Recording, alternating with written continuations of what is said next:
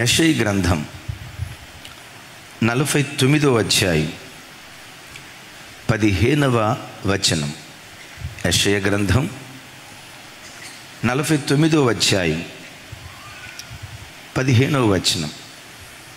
నాతో కలిసి చెప్పండి. స్త్రీ తన గర్భమున పుట్టిన బిడ్డను కరుణింపకుండా తన చంటి పిల్లను మరచునా? వారైనా మరచుదురు కానీ నేను నిన్ను మరువను. Praise the lord. పరిశుద్ధ గ్రంథమైన బైబిల్లో దేవుడు తన ప్రేమను ఇజ్రాయేలీల పట్ల ఎంత ఉన్నతంగా ఉందో ఆ ప్రేమను వర్ణిస్తూ, స్త్రీ తన గర్భమును పుట్టిన చంటి బిడ్డను మరిచిపోవటం ఎక్కడైనా చూసారా? చూడలేదయ్యా. ఒకవేళ మీరు చూసి ఉండొచ్చేమో. ఒకవేళ చంటి బిడ్డను, తన గర్భాన పుట్టిన బిడ్డను ఏ తల్లి అయినా మరిచిపోద్దేమో. వాళ్ళు మరిచిపోతారేమో, కానీ నేను మిమ్మల్ని మరిచిపోను అని దేవుడు తన పిల్లల పట్ల తనకున్న ప్రేమను దేవుడు వ్యక్తం చేస్తున్నాడు. కొన్ని సందర్భాల్లో తండ్రి మర్చిపోయాడంటే ఆ తండ్రి కదా, పురుషుడు కదా, మర్చిపోయి ఉంటాడులేండి అని అనుకోవచ్చు. తన గర్భాన పుట్టిన, సరే పెద్ద బిడ్డలను తల్లి మర్చిపోయిందంటే పోనీలే అనుకోవచ్చు. చంటి బిడ్డను ఏ తల్లి మర్చిపోదు. అయితే దేవుడు ఇక్కడ అంటాడు, వారైనా నిన్ను మరుచుదురేమో కానీ నేను నిన్ను మరువను అని మాట్లాడుతున్నాడు. క్రైస్తవ జనమ, ఈ మాట, ఈ సందేశం అందించడానికి నా హృదయాన్ని పురికొల్పిన ఒక దివ్యమైన సంఘటన గడిచిన 2 దినాల క్రితం మన మధ్యలో, కొన్ని సంవత్సరాల నుంచి మన మధ్యలో ఉంటున్న గనులైన దైవ సేవకులు సిలువు ప్రసాద్ అన్న గడిచిన 2 నెలల నుంచి, అన్న నాది మే నెల 30వ తారీఖు బర్త్డే, గ్రాండ్గా చేయాలి, మీరు చర్చి వాళ్ళందరికీ భోజనం పెట్టాలా, 3 సర్వీసుల వాళ్ళకి పెట్టాలా, 2 నెలల నుంచి కంటిన్యూస్గా చెప్పుకుంటూ వస్తున్నారు. అయితే అన్న నాకు చాలా కాలం నుంచి పరిచయం. అది బాధాకరమనాలో, దేవుడు ఎంత నమ్మదగిన వాడో, ఆయన నమ్మకత్వాన్ని తెలియచేయాలో, కానీ ఆయన తల్లి ఎవరో నాకు తెలియదు, నాకే కాదు ఎవరికీ తెలియదు. ఆయన తండ్రి ఎవరో ఎవరికీ తెలియదు. ఆయనకి వివాహమైందో లేదో, పిల్లలు ఉన్నారో లేరో, ఆయన కుటుంబ నేపథ్యం ఎలాంటిదో ఇంత కూడా ఆనవాళ్ళు తెలియదు. కానీ నాకు ఒకటి తెలుసు, గొప్ప దైవ సేవకుల దగ్గర తన యవ్వన బలం అంతా ధారపోసాడు. ఈ ఒక్కటి తెలుసు, తన వయసు అంతా దేవుని సేవలో పానార్పణంగా పోయబడ్డాడు అని తెలుసు. వాస్తవంగా తను అన్య కుటుంబం అని యేసుక్రీస్తును స్వరక్షకునిగా అంగీకరించిన కారణాన్ని బట్టి వారి కుటుంబీకులే ఆయనను వెలివేశారని నేను మధ్యాహ్నం వచ్చిన ఒక సేవకులు చెప్పారు కదా. చరిత్రలో పురుషోత్తమ చౌదరి అనే ఒక గొప్ప సేవకులు కుటుంబం నుంచి ఎంత వెలివేయబడ్డాడో ఇంచుమించు అంత వెలివేత తన కుటుంబం ద్వారా తను అనుభవించాడట. పురుషోత్తమ చౌదరి గారు ఎంత వెలివేతకు గురయ్యాడు అనేది చరిత్ర గ్రంథాలు మనం చూస్తే, ఆయన బ్రాహ్మణ కుటుంబానికి చెందినవాడు. చౌదరి అంటంతో సహజంగా మన ప్రాంతాల్లో కమ్మ సామాజిక వర్గానికి చెందినవారు అనుకుంటాం. పశ్చిమ బెంగాల్ ప్రాంతంలో చౌదరి అనే పదం బ్రాహ్మిన్స్కి వాడతారు. ఆ బ్రాహ్మణ కుటుంబంలో నుంచి ప్రభు తట్టు తిరిగిన కారణాన ఇంటివారు వెలివేశారు. అలా ఆ వెలివేతకు గురై ఆకలి దప్పులతో అల్లాడిపోతూ, ఆ ఆకలి బాధ తట్టుకోలేక ఎవరైనా మొద్ద అన్నం పెడతారేమోనని భిక్షాటనకి వెళ్తే, ఆ ఇంట్లో నుంచి ఒక స్త్రీ పులిహార తీసుకొని, అయ్యో ఎవరో భిక్షగాడు వచ్చినట్టున్నాడు, కాస్త భిక్ష వేద్దామని చెప్పి ఆ పులిహార తీసుకొచ్చి వేయటానికి ఆయన దగ్గరకు వచ్చిందట. చూడటంతో ఆయన ఎవరో కాదు, తన భర్త అని తెలిసి ఆ పులిహార తీసుకొని వెళ్ళి అప్పుడే ఆవు పేడేస్తే ఆ పేడ మీద పులిహార విసిరిందట.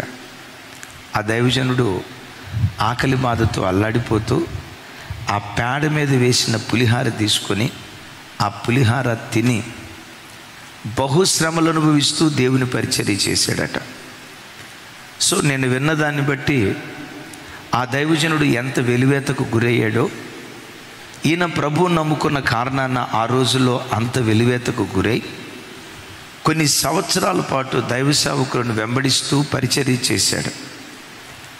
మానవ భాషలో చెప్పాలంటే తల్లి లేదు, తండ్రి లేదు, అన్నెవరో తెలీదు, అక్కెవరో తెలీదు, బంధువులు ఎవరో తెలీదు, పుట్టిన స్థలం ఏదో తెలీదు. అద్భుతం. 30వ తారీఖు యవనస్తుల సదస్సు ముగింపులో కొన్ని వందల మంది యవన బిడ్డలు యవనస్తుల సదస్సుకు వచ్చారు. 10 సంఖ్యలో దైవ సేవకులు స్టేజ్ మీద కూర్చుంటే 30వ తారీఖు ఆయన జన్మదినం ఒక మహారాజులాగా దేవుడు జరిగించాడు, బహుఘనంగా జరిగించాడు. వాస్తవంగా ఈ స్టేజీ మీద కేక్ కట్ చేసిన దాఖలాలు దరిదాపుగా ఈ 23 సంవత్సరాల సేవలో ఈ స్టేజీ మీద కేక్ కట్ చేసిన జ్ఞాపకాలు లేవు. అడిగాడు, నా కేక్ కట్ చేయాలన్నా, నా బర్త్డే చేయాలన్నా కొత్త బట్టలు తీసుకొచ్చి ఆయన కొత్త బట్టలు వేసి 30వ తారీఖు ఇక్కడ ఆయన జన్మదిన కార్యక్రమం జరిగింది. 30వ తారీఖు సాయంత్రం వరకు పిల్లలందరితో బాగున్నాడు. అద్భుతం. నిన్నటి ఉదయకాలం 5 గంటల ప్రాంతంలో ఆయన పరలోకపు పిలుపునందుకొని దేవుని సన్నిధికి వెళ్ళాడు. పిల్లలు నాకు చాలా ఆలస్యంగా చెప్పారు. అంటే ఆల్రెడీ మేము ఆలస్యంగా పండుకున్నామన్న సంగతి వాళ్ళకి తెలిసి 7 ఆ ప్రాంతంలో 6:30, 7 ఆ ప్రాంతంలో పిల్లలు ఫోన్ చేసి చెప్పారు. నేను దైవ సేవకురాలు అలాగే సేవకులు పిల్లలందరూ వెళ్ళి ఆ స్థలంలో నిలబడి నేను చేసిన ప్రార్థన ఏంటో తెలుసా? దేవా, కడుపున పుట్టిన బిడ్డలను కన్నతల్లి మర్చిపోదు. ఒకవేళ వాళ్ళైనా మర్చిపోతారేమో, కానీ నిన్ను నమ్మిన బిడ్డలను నువ్వెన్నడూ మర్చిపోవయ్యా. కానీ పెంచి స్తన్యపాలనలు త్రాపించిన కన్న తల్లి ఒకవేళ తన పిల్లలను మర్చిపోద్దేమో, విడిచిపెట్టిద్దేమో, కానీ నిన్ను ఆశ్రయించిన నీ ప్రజలను నువ్వెన్నడూ మర్చిపోవయ్యా.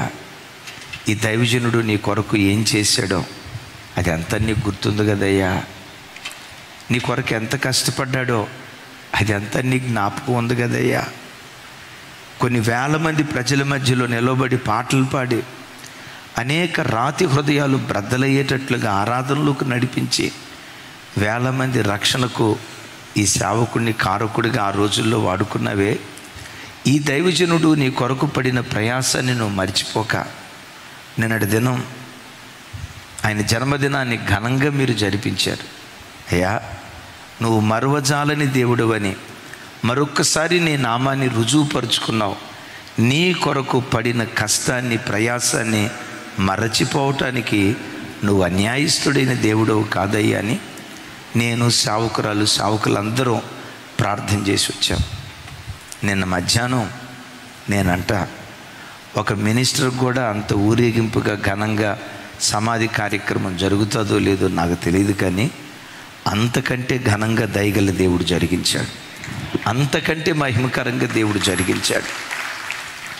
ఆ వచ్చిన సేవకులను, వచ్చిన విశ్వాసులను, ఆ ప్రజలను చూస్తూ ఉంటే ఒకని జన్మదినము కంటే మరణదినం మేలని, ఒకడు సరైన రీతిలో సమాధి చేయబడటం ఎంత ధన్యతోనని ఆ కార్యక్రమం జరుగుతున్నంతసేపు నువ్వు మర్చిపోలేదు యేసయ్యా. నీ సేవకుడు నీ కొరకు పడిన కష్టాన్ని, మీ సన్నిధిలో చేసిన సేవను, మీ కొరకు పానార్పణంగా పోయబడిన విధానాన్ని నువ్వు మరచిపోక ఈ దైవజనుడికి నువ్వు ప్రతిఫలం ఇచ్చావయ్యా. నువ్వు మరువజాలని దేవుడువని నిన్నంతా ప్రభుని స్తుతించడానికి దేవుడు కృప చూపించాడు. దైవజన్మ, మీ అందరితో కూడా నేను పంచుకునే మాట, నువ్వు పుట్టిన నాటి నుండి నేటి వరకు నీ జీవిత ప్రయాణంలో ఎందరెందరో ఎదురవుతారు. కాలగమనంలో కొంతమంది కనుమరుగైపోతారు, మరి కొంతమంది బ్రతికుండి కూడా నిన్ను మర్చిపోయే వ్యక్తులు ఉంటారు.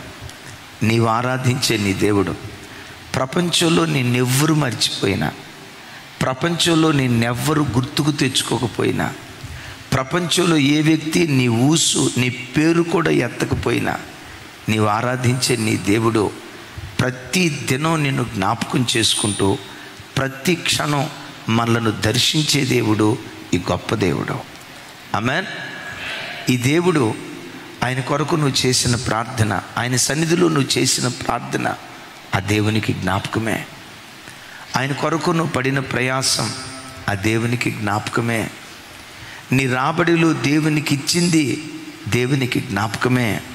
శరీరపు ఆశాయిచ్చలను జయిస్తూ నా ప్రభు కొరకు బ్రతకాలి అని నువ్వు ఆరాటపడిన ఆ పోరాటం ఉందే, ప్రభు కొరకు నువ్వు పడిన ప్రతి పోరాటం ప్రతిదీ ఆయన జ్ఞాపకం ఉంచుకొని జ్ఞాపకార్థ గ్రంథంలో రాసుకొని ఆయా జ్ఞాపకాలకు తగినట్లుగా ప్రతిఫలం ఇచ్చే గొప్ప దేవుడు నీవు ఆరాధించే దేవుడు. యేసయ్యకు మహిమ కలుగును గాక.